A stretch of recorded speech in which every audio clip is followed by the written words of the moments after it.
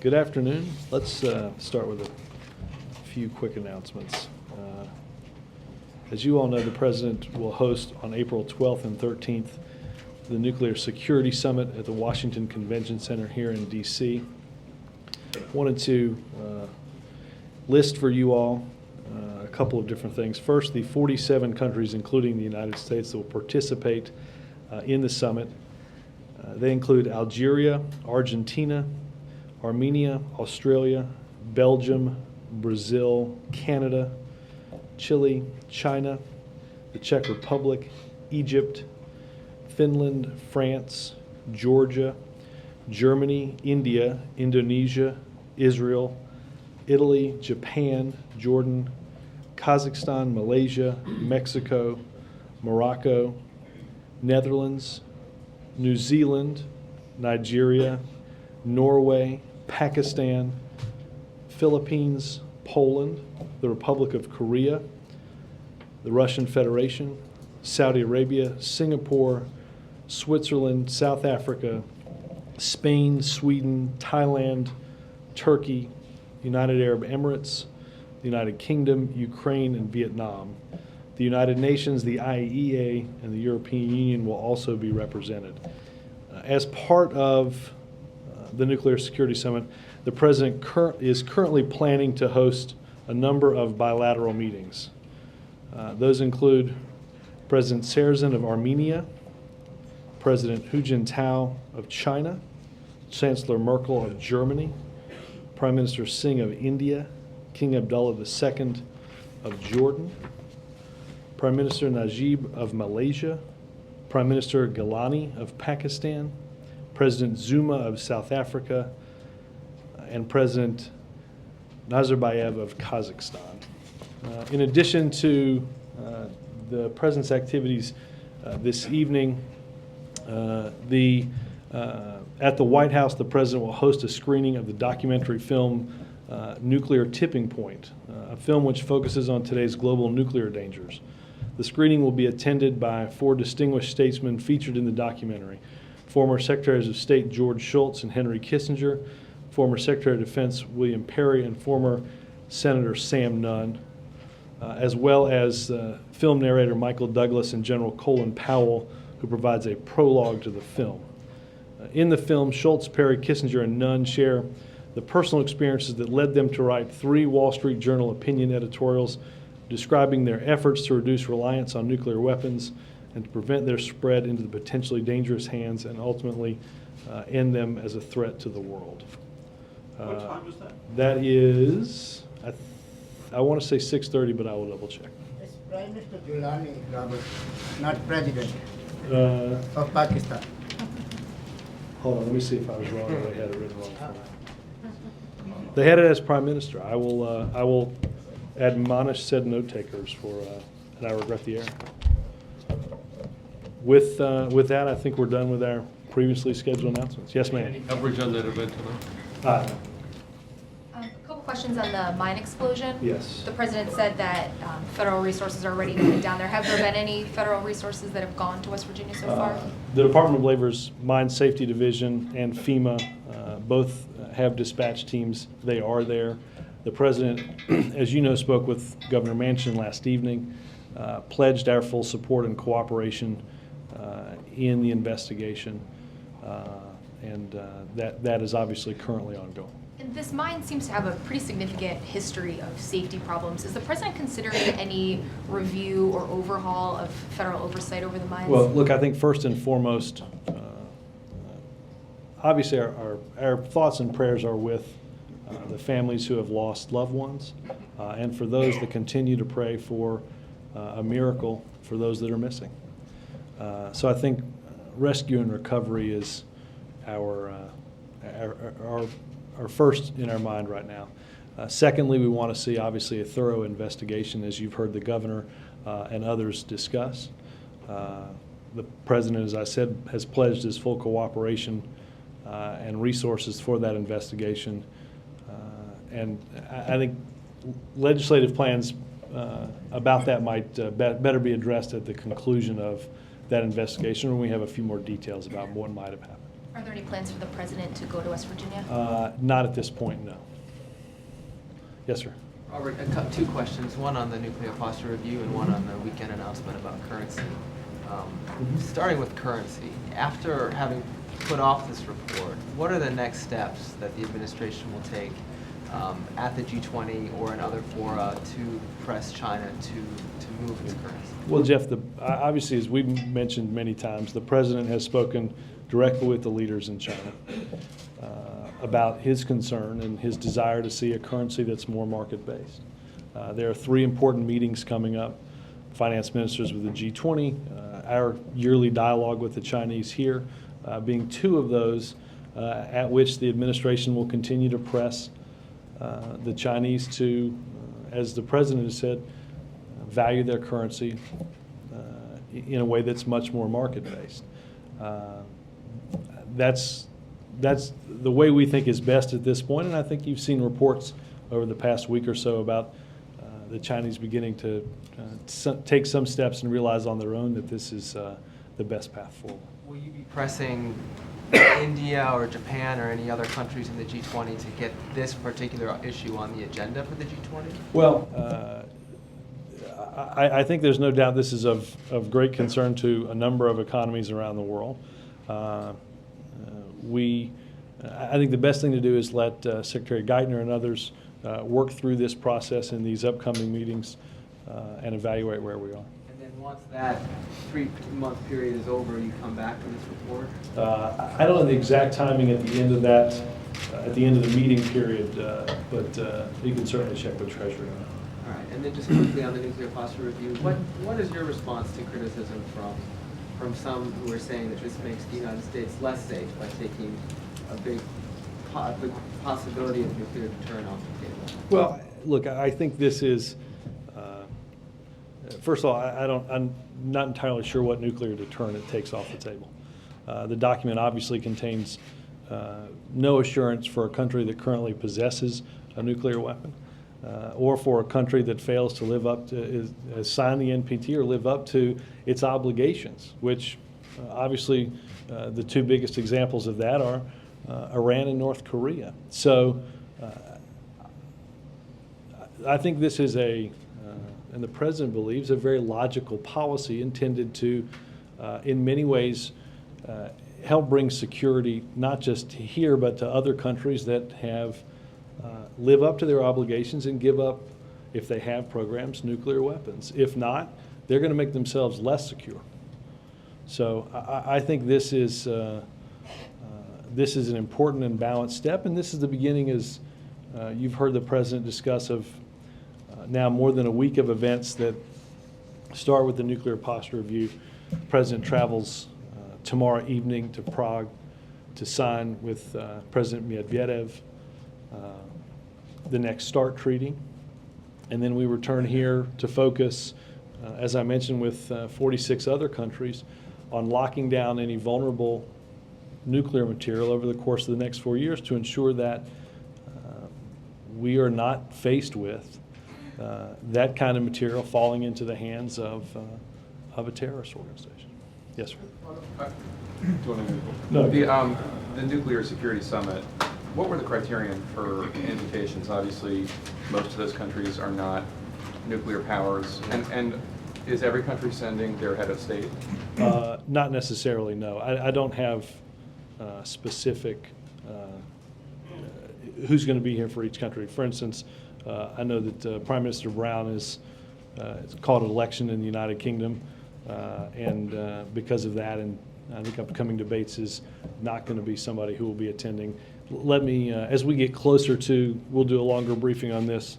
We'll have a better sense of attendees for each of the countries involved, and more information on what the president hopes to speak to each of the countries directly about as part of the bilateral meetings that I said are currently planned. Okay, I want to read you a quote and get your reaction. Our nuclear arsenal helps deter enemies from using chemical and biological weapons. In the first Gulf War, we made it very clear that if Saddam used chemical or biological weapons, then the United States would keep all options on the table. We later learned that this veiled threat had the intended deterrent effect as Iraq considered its options. That was Secretary Gates 2 years ago. he now disagrees with that? Well, Secretary Gates obviously was heavily involved in the latest nuclear posture review as the current Secretary of Defense. The briefing that was held to unveil it today was held at the Pentagon. I would certainly say, as it relates to a country, there's two things as part of the nuclear posture review that I think are important to keep in mind.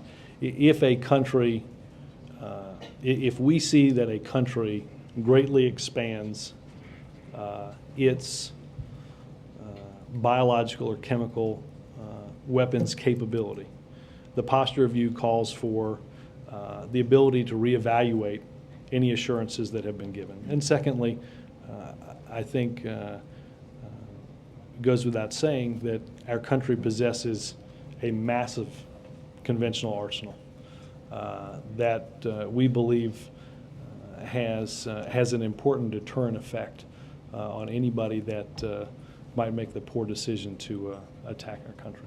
But that was your Secretary of Defense saying that the nuclear threat helped deter Iraq in the first Gulf War. Well, from again, I would say biological.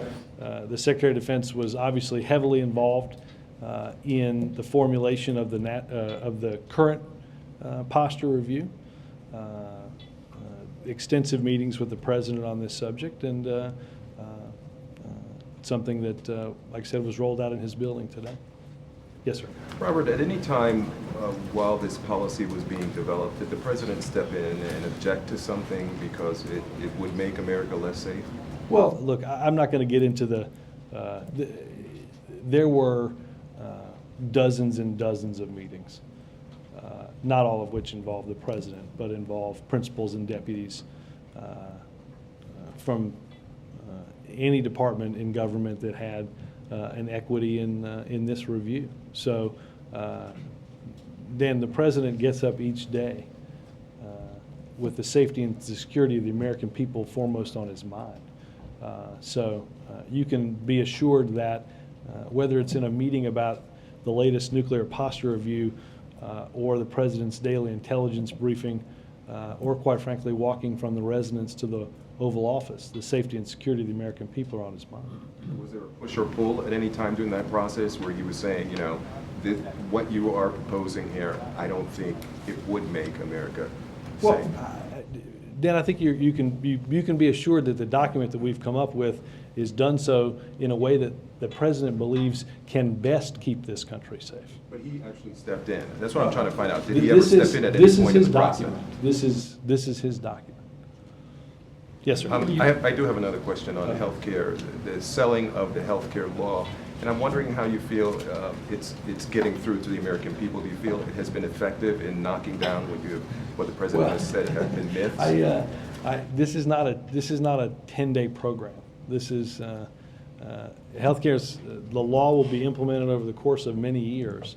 So I do not doubt that in the intervening many days, you all will poll every other day to find out whether Joe in Peoria has changed his mind. This is a longer-term effort to reform our healthcare system in a way that was, in the President's mind, desperately needed. Our implementation and our efforts to ensure that what is laid out in the law is that those promises are kept by insurance companies and others will be the focus of this administration and has been since the moment the President signed that bill. The first meeting the President had with the team at the conclusion of healthcare reform was to discuss the next morning was to discuss its implementation. And one more thing on the Karzai invitation, anything change on that on May 12th? No, I would say that that meeting is still on the schedule as of now. So your answer to Jake about the President speaking to each of the country's leaders or representatives directly about, what are you talking about? What agenda items are on the President's mind for these meetings, these bilaterals he's going to have? Look, each of these, some of them obviously deal with directly with our proliferation efforts. Some of them will also deal with the fact that some of these countries we've not had a chance to sit down with. Some of them, There are issues that may lie slightly outside of something like proliferation. Armenia comes to mind with the normalization of relations. So I think there are a whole host of things. Obviously, the focus is on nuclear security. By proliferation, Edward, you mean what these countries are doing or not doing? What these countries, we hope, can and will do to ensure that vulnerable material, they make every effort to lock down the type of vulnerable material that the president sees as such a danger. Will the president on this trip express support for goals which go beyond the goals of the START treaty he's about to sign for further reduction in nuclear capability? Well, we are returning, Bill, to the city that the president laid out a vision shared by the four men that are coming for the documentary tonight, to see a world without nuclear weapons. The president, I think, rightly said that that's not likely a goal that he will live to see. But that's the trajectory and the path that he believes that we can and should be on. I don't doubt that he will express that while this is an important step, it should be the first step in our efforts to reduce the risk between two countries like the United States and Russia. What's his argument to Republican senators who have to ratify this if it's to become United States law? Well, I think he would certainly demonstrate that this is far and away in our best interest to reduce the threat that so many of these weapons has. I would point out, Bill, that this is, Secretary Clinton brought this up when we did our briefing in here a few Fridays ago, that, and I can get the statistics at the end of this, I think they're on my desk, that on the last three big treaties, arms control treaties, the votes were in the mid-90s for all three of those treaties. This has always been, and the president believes always should be, a bipartisan issue. The president came to this issue through a friendship with Senator Lugar of Indiana. Obviously, Nunn, Perry, Schultz, Kissinger, two each from each party. I think the president hopes that Democrats and Republicans can work together to reduce the threat of nuclear weapons and ratify this treaty this year with the type of majorities that we've seen done so in the past. Samantha. On Karzai, are you considering canceling this May 12th meeting? We certainly would evaluate whatever continued or further remarks President Karzai makes as to whether that's constructive to have such a meeting. Sure. Three strikes, you're out? I've not seen the form that one fills out to cancel the meeting. What are the consequences for those remarks? He's been pretty defiant. He kind of doubled down on those remarks after a call from Secretary Clinton. Yeah, I can't speak to why he said those things. I was asking about the consequences right. from your... Well, but let me, I mean, they're troubling, they're confusing, they've been investigated and they've been found to be untruthful.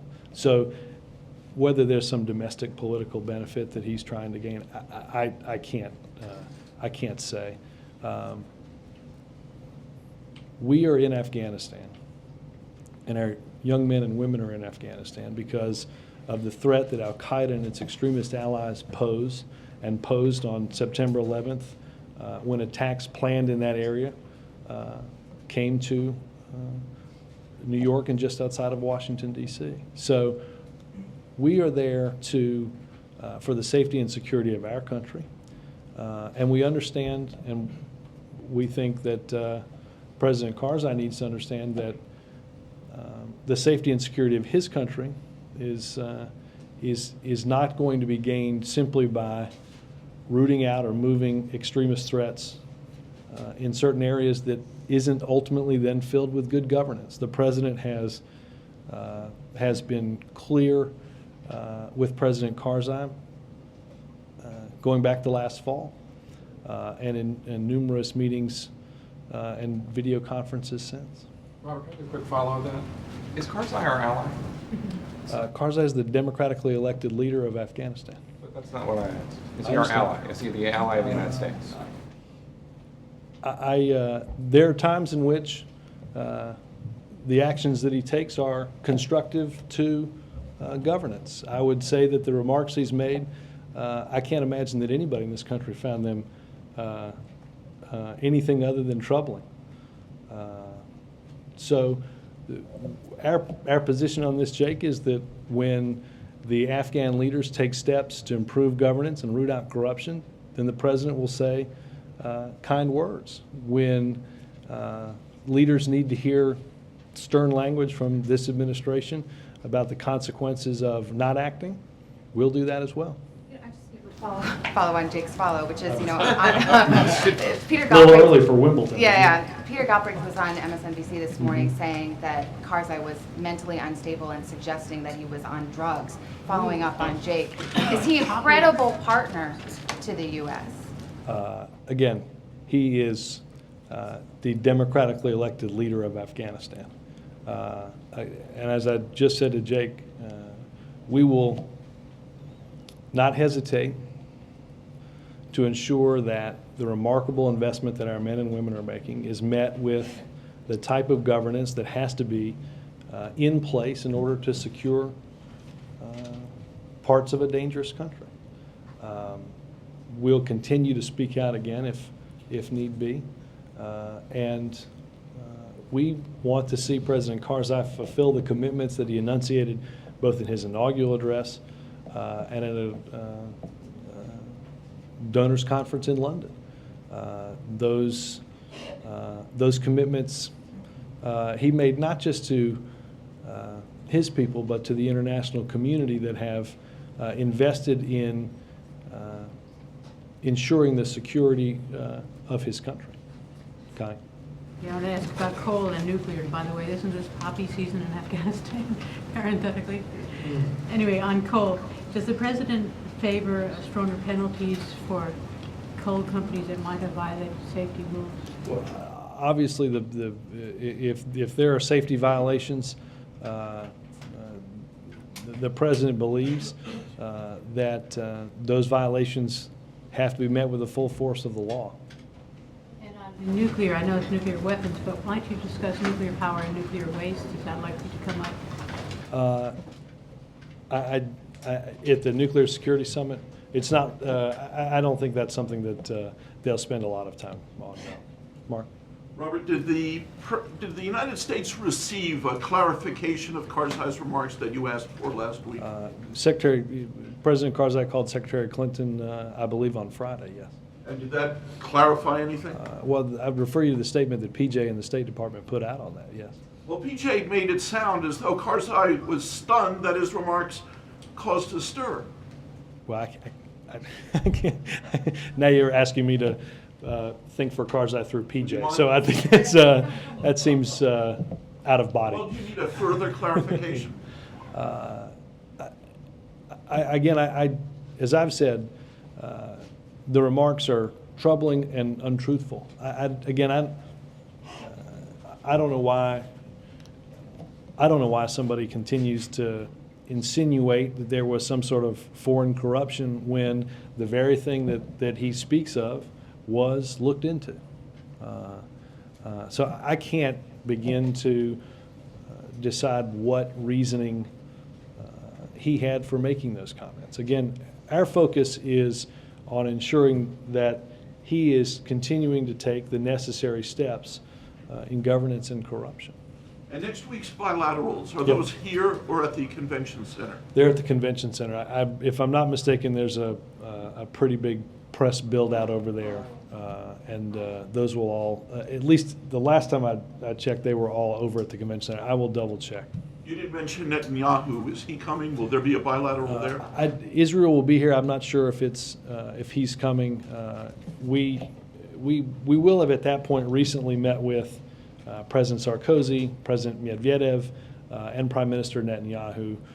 So we are not meeting separately with those three because we've done so fairly recently. Russian Foreign Minister Lavrov said today that Russia may exit the arms reduction treaty if the U.S. increases missile defense. What's the president's reaction to that? Well, any country can leave any treaty at any time. So I'm not entirely sure what he's threatening to do. I would simply say that as I spoke of here when we announced a change in our missile defense capabilities to ensure that the potential threat from Iran in protecting the security of both Europe and the United States, that was our focus, and that remains our focus on missile defense. I would point out that when we announced that, the Russians hailed that. So our stance on missile defense hasn't changed, despite the fact that they are now seem to be looking at it through a different lens. I think he's also, if I'm not mistaken, talking about a missile defense capability that offensive in nature that doesn't exist. Will the president bring it up in Prague when he goes? If President Medvedev, if they discuss missile defense, the president will simply reiterate what he and others have told anybody in the world, that our posture on missile defense is to ensure the security of this country and just our allies in Europe from a growing threat and possible threat from Iran. And the Prague schedule doesn't have any Obama-Medvedev availability on it, press availability. Is that going to happen? Yeah, it is. There was, I think, a little confusion on the press schedule that went out. There is the signing and the signing, the statements, and the Q&A. It's all blocked off as the signing. So our apologies if that confused. The usual number of questions per side? Half each. Yes. I always love these things. We go to these things, one question apiece, and then whoever gets called on asks 4 questions. No, but it's always curious to know that when you've asked 4 questions and then you say, I can't believe we only got 1 question. Yes, ma'am. What that feels like. That's right. I would not, in your case, be thinking of a question for Prague. So go ahead. I'm sorry. You will come back to me. I will. Thank you very much. I want to ask about an issue brought up by the group called the September 11th Families for Peaceful Tomorrows. Apparently they've sent a video letter to the president expressing concerns about the trial of Khalid Sheikh Mohammed. They support the decision to go with a civilian trial. They're expressing concern now that there are discussions or negotiations of a compromise with folks like Senator Lindsey Graham for getting KSM to a military tribunal. They say to do so would amount to the president buckling under political pressure. First, is there anything new on that front with discussions about the trial? And second, how do you respond to their accusation? Well, I do not know whether the letter has, I don't know in what part of transit that's in. I would say this, there's nothing new that I know of. I still think we're a few weeks away from a decision. I would say that we are looking at many possibilities based on the fact that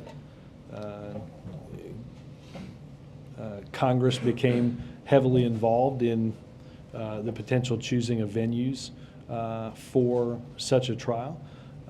And we understand the security and logistical concerns that a city like New York has. So given those concerns and given congressional prerogatives, we're looking at all available alternatives. Yes, sir. Robert, 2 quick questions. On the ratification in the Senate, do you all have any early indication of whether any of the Republicans in the Senate do plan on blocking it or trying to block it? I mean, do you have any sort of early read since you announced it on any stumbling blocks? I will talk about the ones that are supportive. But yeah, I will check with NSC and see whether they have heard. I think when people get an opportunity to look at the text of the treaty, which will happen in short order.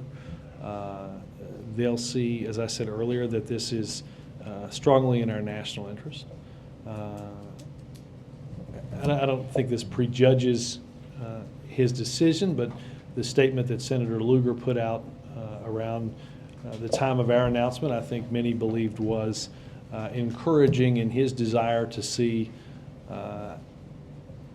swift ratification. And I would, again, I just mentioned, as I said to Bill, this is normally an opportunity for Democrats and Republicans to put aside what normally happens in Washington and come together to ratify something that we have seen Democratic and Republican presidents do for many years, and we're hopeful that that happens again. And then just on the meeting this morning with the African American religious leaders, can you describe how that meeting went, what they talked about? I do not have a readout from that, but let me try to get something for you guys.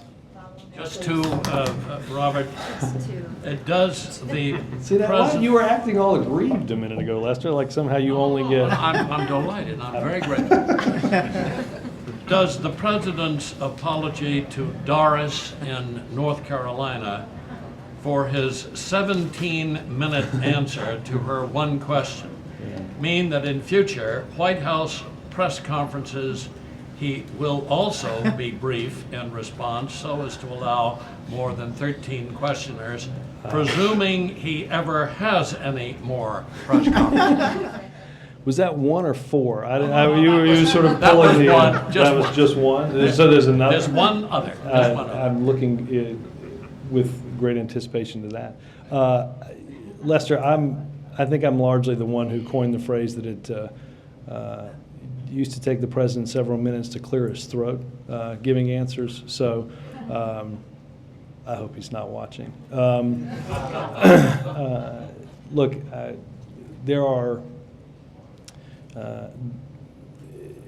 are complex issues in our times that this president and this Congress have to deal with. Not all of it can be done in neatly phrased 8-second sound bites.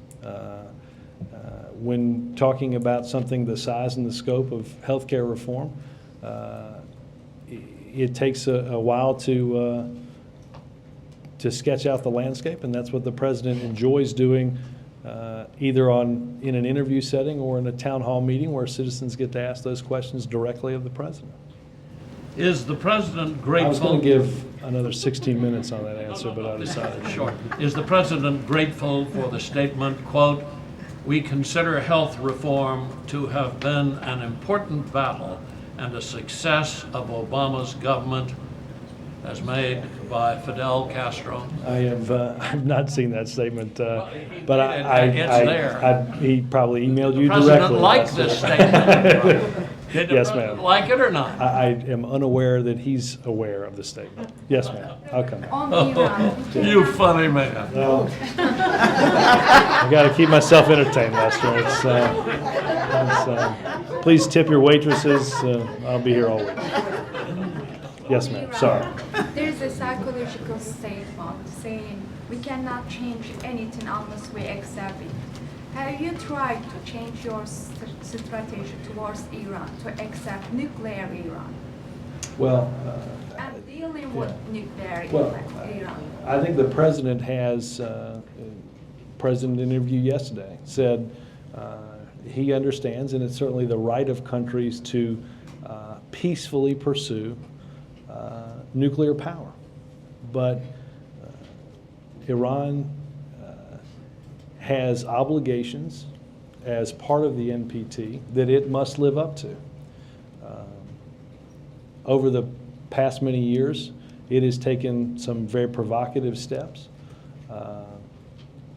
in direct avoidance of those obligations. The president outlined with President Sarkozy and Prime Minister Brown at the G20 an effort by the Iranians to go around the IAEA in a clandestine effort that many presumed was to create nuclear material for a nuclear weapon. Again, that is that breaks their obligation and their commitment to the international community. So I think what you've seen over the past more than a year are efforts at engagement that Iran has decided on at each and every turn to step back from. That has brought the international community along to the point where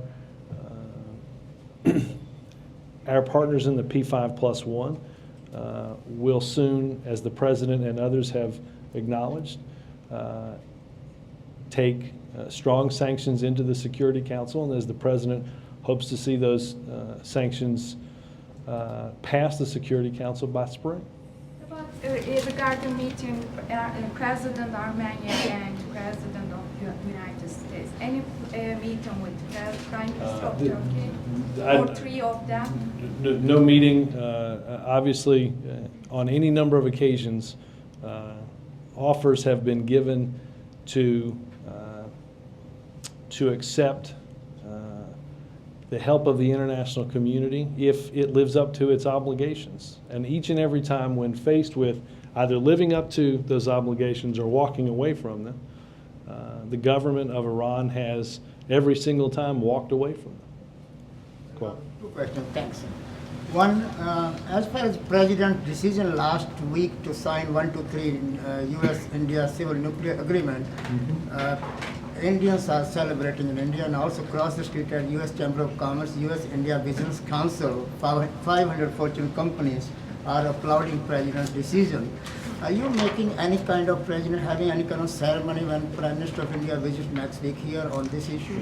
I'm not aware of any specific event around that issue. As we talked about last week, that's something that the President Bush and President Obama both supported. I assume it will come up in their bilateral meeting next week. And as far as this U.S.-Russia nuclear agreement and also this posture is concerned, many think tanks are saying that although U.S. and Russia will reduce, but China is rising and building up all the nuclear weapons and spreading.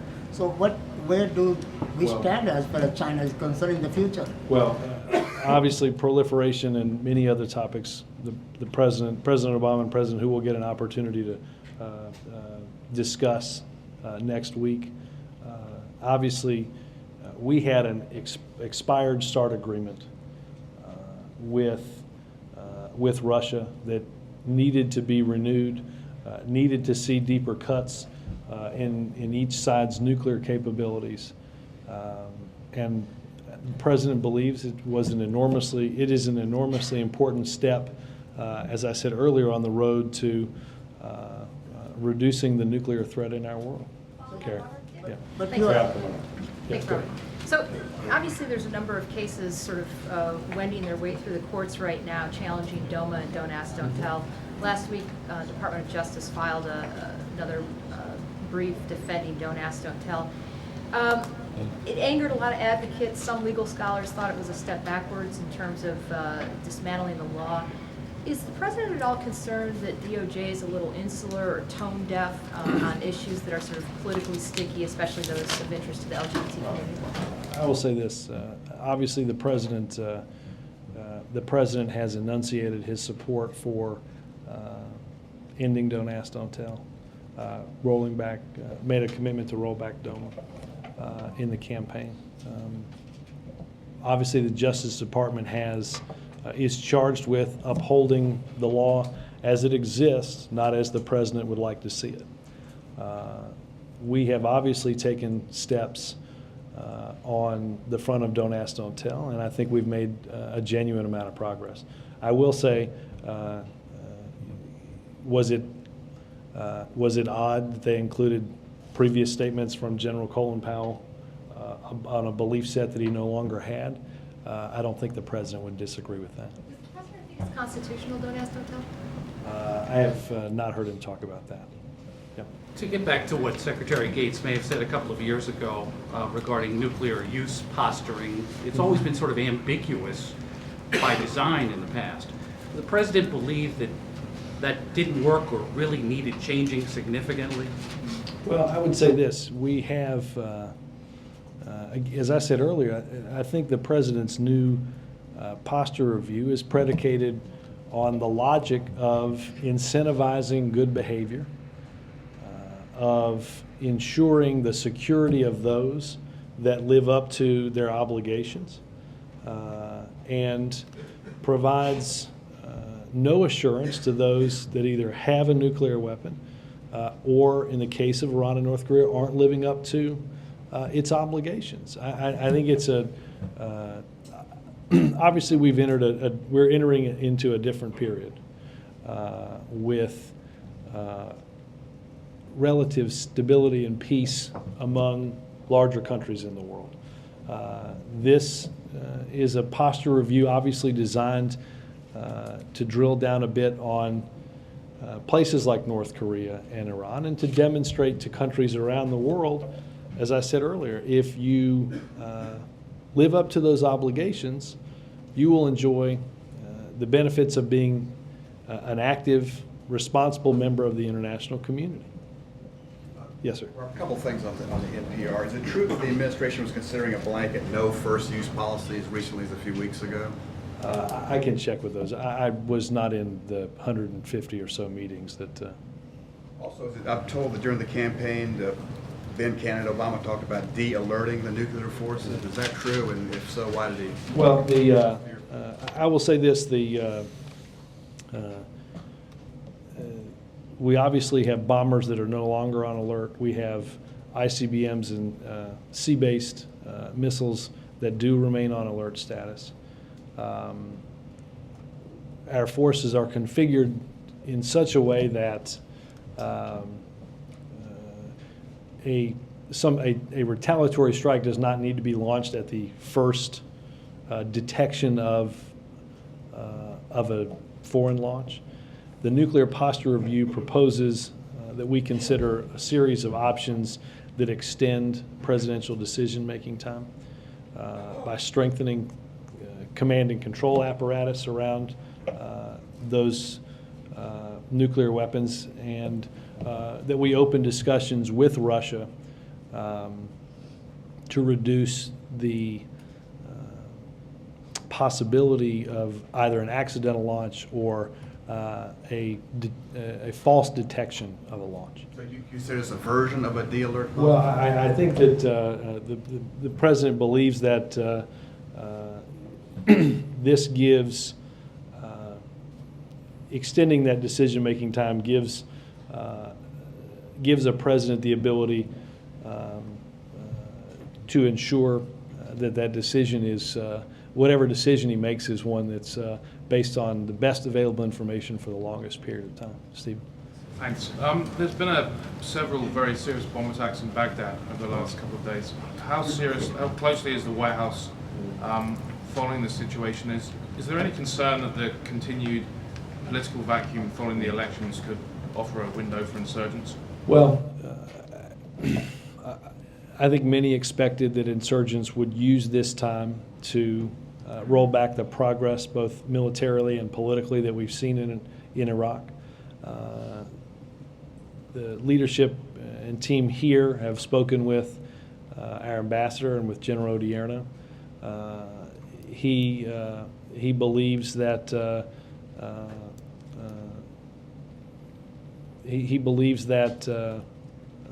this does not threaten our ability to draw down our forces later in the year. And obviously we are very focused on, and Vice President Biden is very focused on, the steps that need to be taken to ensure political advancement in Iraq after these elections. Yes, ma'am. Just back on China really quick. Can you give a little more detail on what the president is expecting out of this meeting with President Xi next week? That the NPR mentioned several times the need for transparency with their nuclear arsenal. Right. Is there anything tangible he's expecting? Well, look, I think obviously proliferation will be a big part of that. Obviously, whenever we get together with China, discussions about energy will be on the table, discussions about the global economic recovery, and certainly discussions about what the president has talked about in terms of a market-based currency will be on there. We'll have something, again, more detailed at the conclusion of it. Yes, ma'am. I think right now it's scheduled for, if I'm not mistaken, Monday morning. So, yes, ma'am. Robert, on two things. On Karzai and the statements, what kind of credibility concerns are there when it comes to Karzai's commitment to find Osama bin Laden? Well, look, I don't want to get into, from up here, the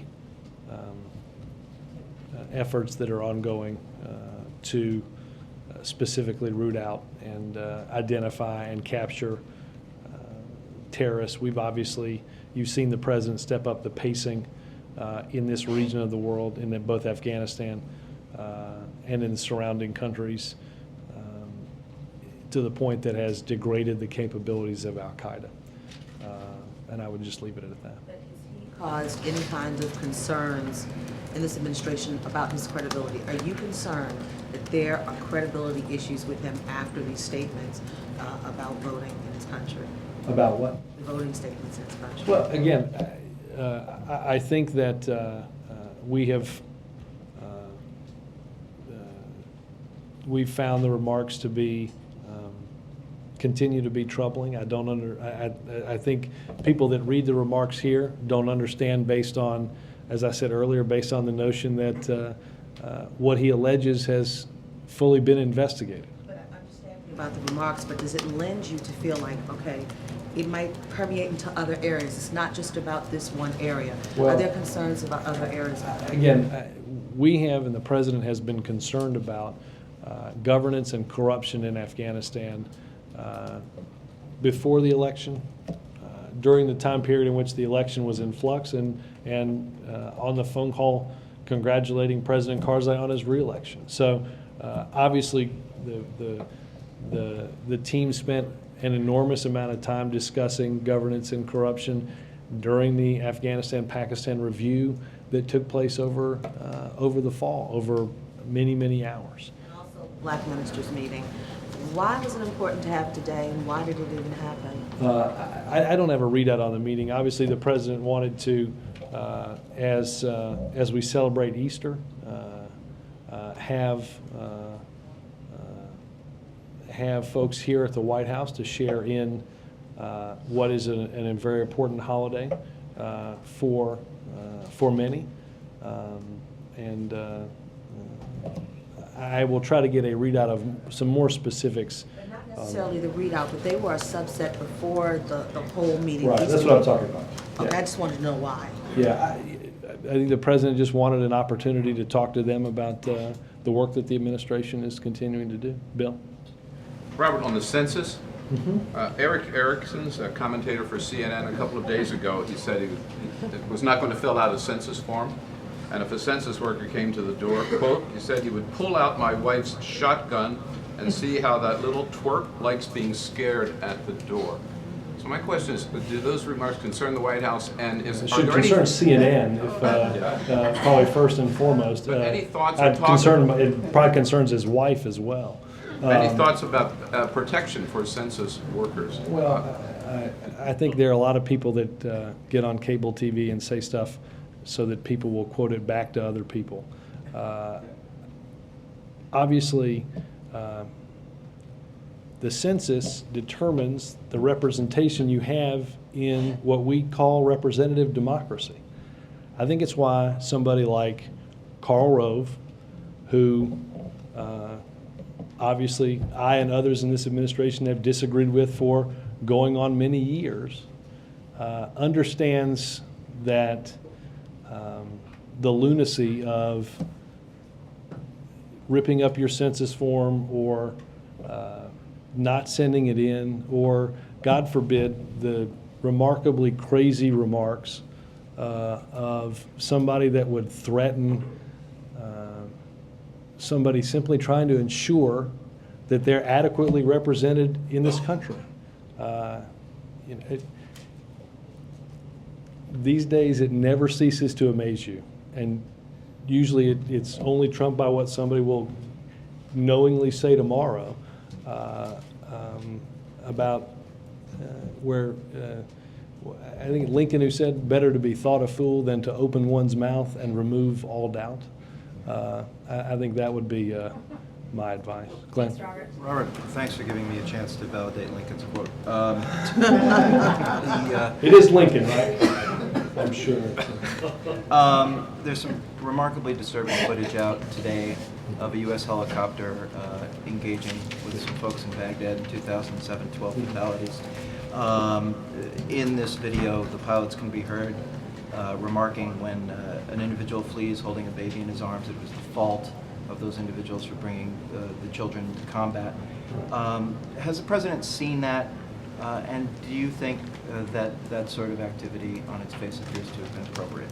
Well, Glenn, I do not know whether the president has seen the video that was released on the internet. Obviously, it is very graphic in nature, and it's and extremely tragic. For details of the investigation that the Defense Department, the Pentagon did on that, around that incident, obviously I would point you over to the Department of Defense. Many of you all have traveled with the president or this president or other presidents in war zones. Many of you know colleagues that have reported from exceedingly dangerous places in the world.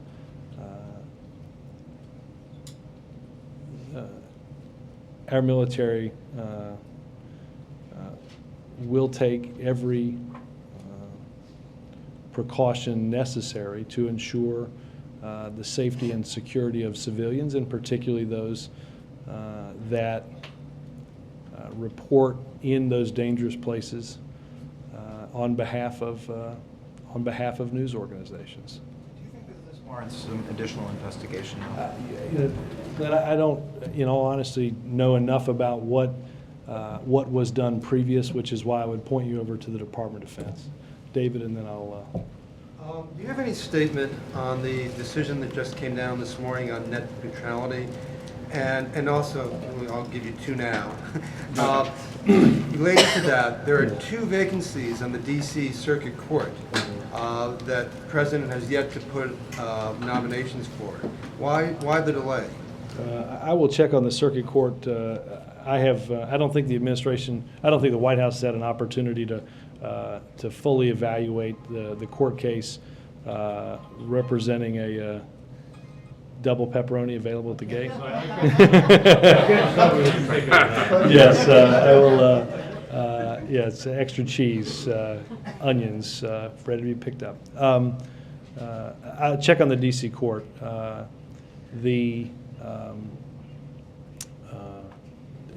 We have not had an opportunity to fully evaluate the FCC's decision, the decision affecting the FCC, which, as you know, is an independent agency. Does the administration broadly support the notion of net neutrality? It does. It does. It does. And the president discussed that, obviously, in the campaign. We're committed to that and committed to providing businesses with the certainty that they need as well. Thank you. Thank you for letting so many people ask questions. Well, you're welcome. Good.